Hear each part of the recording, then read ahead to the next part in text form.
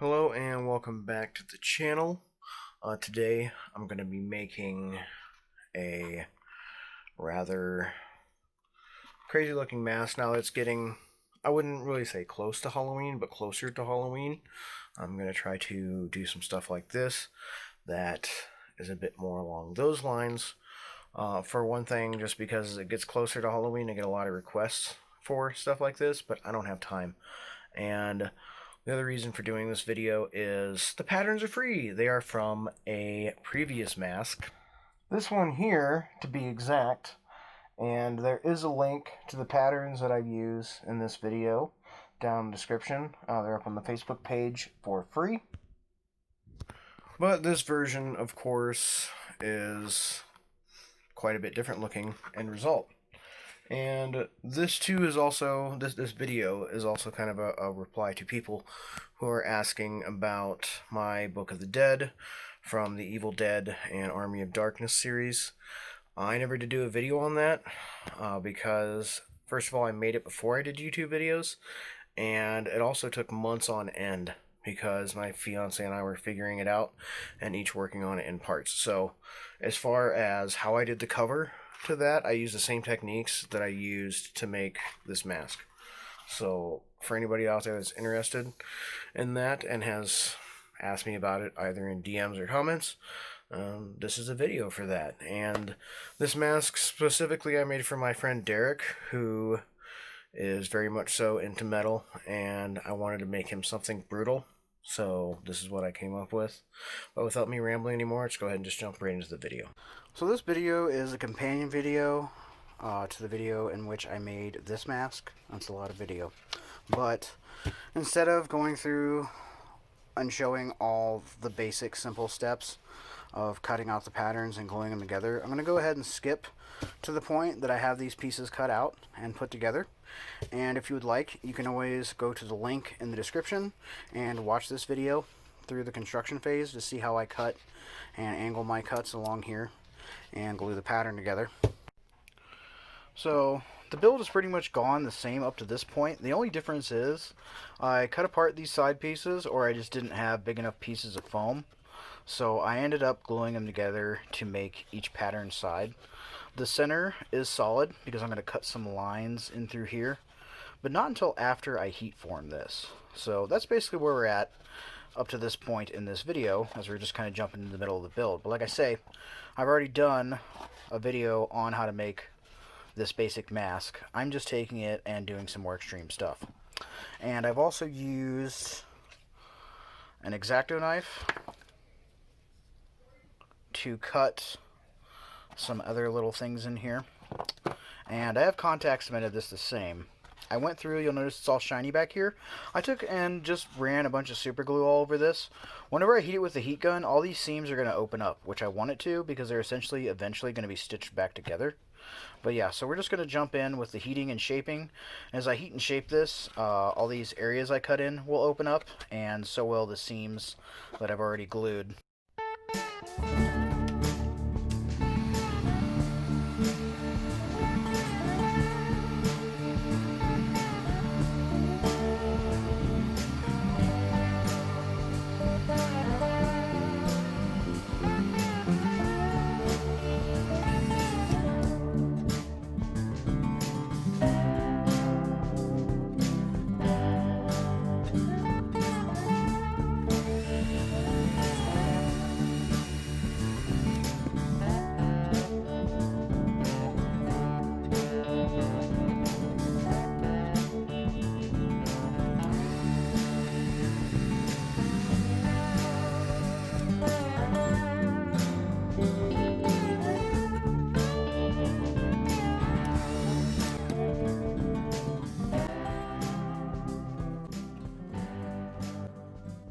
Okay, so I've heated one side, kind of put in a area here where like a cheekbone would be, and like I said, that helped all these to spread open, and gave it some shape, whereas the other side is just kind of basic and flat. And of course I heated this too. I'm going to go ahead and heat this other side and start putting some shape into the mouth, just like I did in the last video. Alright, I have the shape heated in that I want for it. I push it in here and kind of round it out around the edges. Got the cheeks out a little bit more, or cheekbone area, I guess I should say, a little bit more. And next, I'm going to go ahead and start putting my cuts in with the X-Acto knife.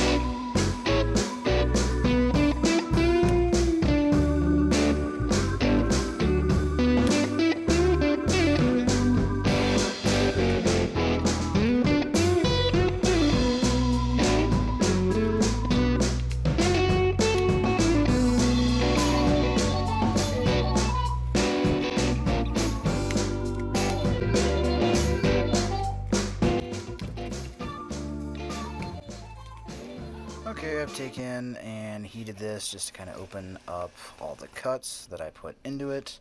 And I'm going to work with the heat gun and kind of shape this out a bit. Okay, so I used some scissors to kind of trim around these off as much as possible. I might even go to the obsessive length of sanding them a little bit around with the Dremel, but I haven't got there yet. And then I took my hot glue gun and made a nose shape and cut out a couple of holes. You can cut the holes out first or second. Sometimes it's easier to cut them out second just so you can get right up to the hot glue blob if you choose to do something like this. Once again, these are all just examples and I'm just showing you what I'm doing. But stretch your imagination, you can convert this into something else. Of course, since I had to layer the hot glue, it's not totally smooth. I'm going to go back through with some acrylic latex silicone to smooth that out later. But for the right here and now, what I'm going to do next is put this up to a piece of 5mm EVA foam and trace it out so I can make a pad that will go along here so it'll be a little bit more comfortable for his face. And I'm also going to glue a strip through here in the nose to reinforce the shape of that. Alright, so I once again used my X-Acto knife to make a bunch of little cuts. And you wouldn't think it would take this long, but it took way too long. And it's so hot out here that my camera shut off right away in the time lapse. But all I basically did was start from the corners and just kind of work my way out. And then across the front here I just put a bunch of scratches. Carved out the little divot here underneath the nose. I'm going to smooth that out later. But yeah, I don't know how much of these will actually show up in the end results, because in between here I'm going to be adding textures that will possibly cover some of it up, but most of it's going to be in the center area here. I want something that's going to raise up and look like shriveled, tanned, old skin. So I'm going to use little pieces of toilet paper that I'm going to tear off and then blot on with Mod Podge. This is something I actually learned from using latex to make prosthetics. You can use bits of toilet paper and layers of latex to build up like wounds that you can attach to your face and other things like that. So that gave me the idea to do it here. However, the reason why I'm using Mod Podge is I need this to be all one color when it's done, which is black. So I'm going to have to paint this, the seams, everything. Once I cover it with the toilet paper. I don't really have any latex paint and I don't want to make black. So this is my way around that. And it's also going to save me some latex. Latex is a lot more expensive than, say, a bottle of Mod Podge. So that'll be a good base, and I can easily paint it black prior to latexing this whole thing. So that's what I'm going to start on here next. Okay, so to get everything prepped, first of all, the type of toilet paper you use is so thin that you can see through it. It's single ply, and sometimes it's listed as septic safe, but it's literally the cheapest, thinnest crap you can get. And I tear that up into small pieces. I also have, of course, my Mod Podge and a small brush, since I'm going to be doing small areas at a time. Okay, I've already gone ahead and put a little bit on here, and the Mod Podge dries clear. So we'll have to see how it looks once it's all blended in, just to get an idea of whether or not I want to put another layer of Mod Podge and then repaint it, or what I want to do. But basically what I do is I take my brush and some of the Mod Podge, and I'll pick a specific area that I want to work in. You'll notice the pieces are pretty small, and like this one, twist the end up a bit, and in between the slashes that I put in here, go ahead and place that. Generous amount. Blot it on. Dab it in.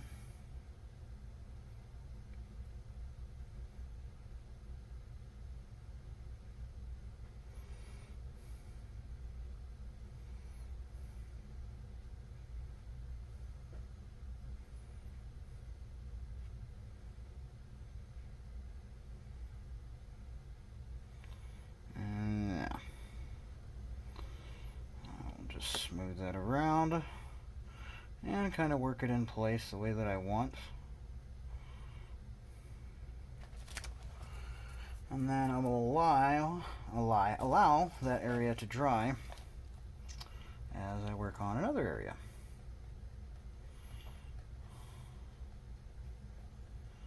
And once I get the whole side done and I get everything put in place the way that I like, and everything is dry enough, I will go and put another liberal and rather generous layer of Mod Podge over it again, which will help to smooth out everything and seal it out. But once you get it put in place, you don't want to brush over it until it dries, because you can mess that up. And what I mean is, if you brush on the toilet paper too much, it will just start to fall apart and disintegrate before your very eyes. We don't want that. But we also want it to blend in with the foam as much as possible, and that's where the next layer of Mod Podge comes in, as a final sealing coat. So yeah, I'm just going to do this on repeat until I'm satisfied with the results. And then once that's all done, I will primer it all black and we'll come and look at it. Okay, so far I've gone through most of my scraps, but still have to do that piece, the top, the bottom, and the front. And at this point, since I've been going somewhat slow and being pretty careful about it, it's taken about 2-3 hours to get to this point, which is kind of frustrating. I thought I'd go a little faster, but whatever. Alright, so I have finished putting on all my toilet paper and Mod Podge, so I went ahead and painted it black. And I'm holding it here because it's dry to the touch, but what I used for this was a Testors black model enamel. I like it because it dries flat and it's flexible enough that it won't crack whenever it bends. However, even though it's dry to the touch, I always give enamels 48 hours, sometimes 72 hours, until I go ahead and start either applying another coat or putting anything even like liquid latex or anything liquid over it. A lot of times it will cause it to crack. So this side, you can see here, it's a little glossy. It's not quite dry yet, but the front and the side is at least like dry to the touch. But yeah, that's how it came out. I didn't actually end up using any silicone to smooth out the nose area or anything. I just used toilet paper and the Mod Podge. And after I painted it, I thought, hey, you know, this looks good enough, so I'm not gonna do anything else really. I like it the way it is. So while I'm waiting for this to cure, I've gone ahead and prepared my latex. And if you want a solid opaque latex, just buy the color that you want. Or if they don't have it, buy several colors that you can mix to get the color that you want if you want it like a nice solid opaque. Because what I have here is just Halloween liquid latex, and it is translucent. Whenever it dries, it's mostly clear. It's kind of a clearish yellowish color, but for the most part it is clear. And whenever you add dyes or pigments to it to change the color, it's still pretty much translucent. You have to put a lot of layers on to get it solid. And not only that, the more color you add to it, generally the more you're weakening the latex, and especially when you're adding paint. And for this, I just put in moccasin brown acrylic craft paint, and I didn't quite like the color. What I came up with was this here, but it looks too much like caramel. Like that's like looks like something that you would want to eat, but you definitely do not want to eat this. It's not caramel. I guess you could call it forbidden caramel, but yeah, it's latex. Don't eat it. But I didn't quite like the color, and then I added a little bit of transparent gray airbrush paint to it, which made it this slightly darker, more dingy color here, and that I did like. But the thing is, you'll notice, like, if you look at this here, you see all the bubbles in it? That's because I just added the color to it and just finished shaking this thing vigorously. And that's why I prepare my latex at least a day or so ahead of time. Once you shake it up and you get, you know, the color nice and mixed into it, it causes a lot of bubbles. Now, if you want a bubbled effect, shake it up, dip the brush in it, and then apply it, and you can have that bubbled look if that's an effect that you want. But I don't want that. I want it to be solid and smooth like this. So I thought this was the color I wanted, but I thought, you know, I better just pour some out and let it fully dry. It took about 24 hours until it did fully dry because I put a thick amount in, and I'm glad I did, and I'm glad I was patient because I didn't like the color. So now that I've put my colors in and I've shaken it up, it has plenty of time to sit and settle before I need to apply it to this, since this still has a day or so to dry.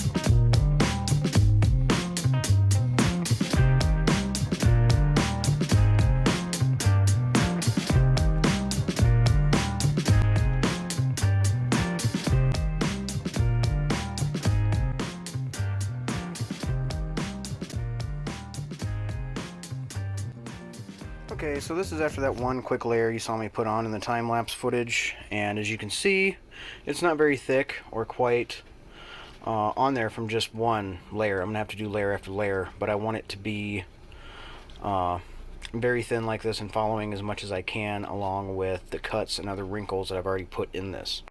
Okay, so there it is after the second coat. As you can see in the places where it's really light, still not quite dried yet, but still just following that same process.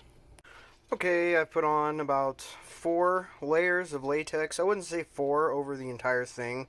3 using that same technique of following as much as I can the texture I already put underneath it.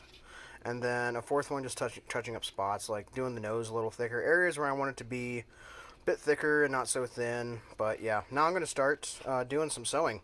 Okay, what I'm going to sew through this is just regular old white thread. I did wax the thread a little bit with some paraffin wax. You don't have to do that. The wax actually just causes it to collect any sort of crud and grit from my hands. But make sure before you start sewing or doing anything like that, if you have any cracks or recesses that you want to paint back black, like I had to in through here a bit, just because some of the latex did get down into those cracks, make sure you paint that first.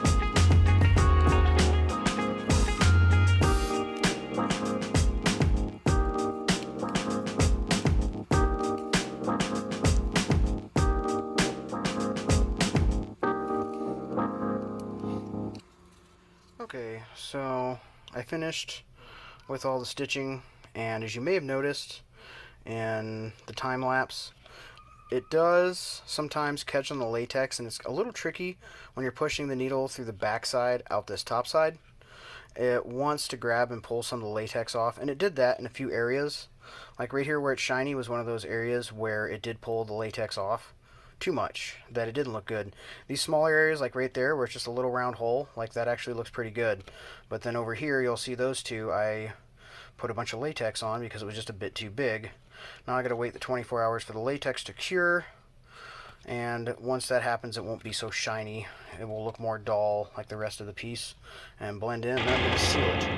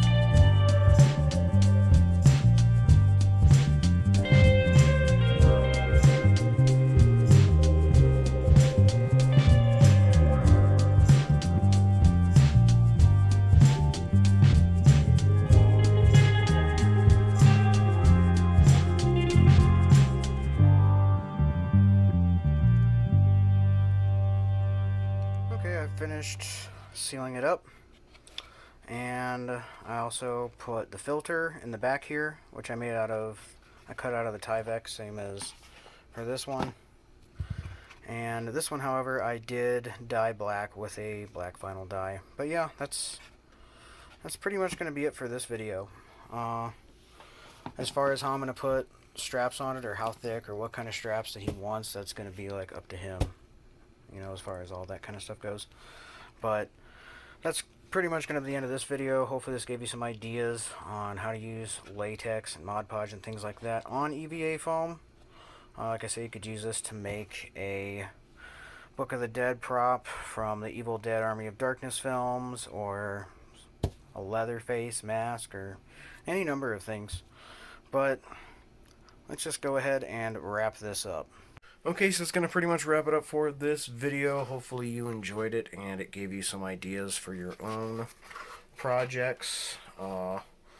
Hopefully we'll actually be able to be in a position in America to celebrate Halloween by the time Halloween gets here. But yeah, hopefully everybody is, I don't know if I want to say enjoying, but staying alive in 2020. We're past halfway over, and I've almost hit 5,000 subscribers. I want to say thank you to everyone for that, and sorry it's been a while since I've put a video out, but I've had a lot of unfortunate things going on that I've had to deal with. So, like I say, the link to these patterns are below, along with some other stuff, including Derek's Instagram, so you can go check him out and get to know through their artwork the person that I made this mask for. And as always, thanks for watching. Have a great day.